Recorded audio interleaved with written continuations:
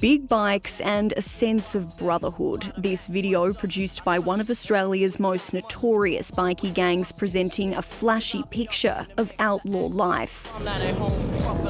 But behind the slick PR, there's a grim reality, especially for those who try to leave. Acts of violence exacted on them, tattoos being forced to be removed, whether they remove them themselves or a violent act occurs to remove that tattoo. No one gets out for free. Detective Sergeant Kenneth Bradshaw heads the Northern Territory Task Force focused on outlaw motorcycle gangs, or OMCGs. Quite often OMCGs are at the core of violent crime or high-level drug distribution in the NT.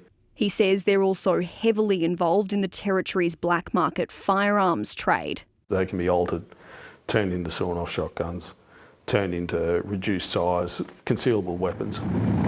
In 2022, the Mongols, one of the biggest outlaw motorcycle gangs in the world, established a Darwin chapter.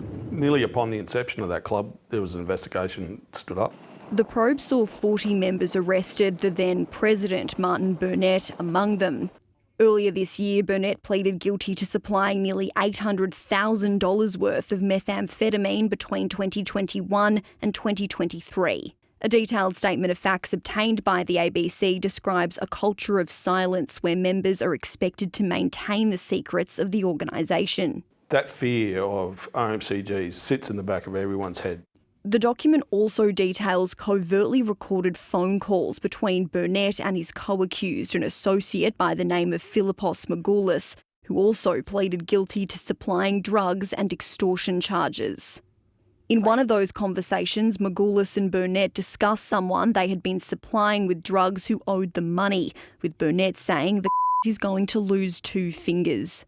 In another conversation, the pair discussed an associate needing to engage in sex or make a large amount of money to repay drug debts. Despite one of their top men being behind bars, Sergeant Bradshaw says bikie membership is growing. A lot of connections are made in prison, a lot of promises, and a lot of people become members through their prison connections. The rebels, Mongols, Bandidos, Outlaws and Hells Angels have all established connections in the NT.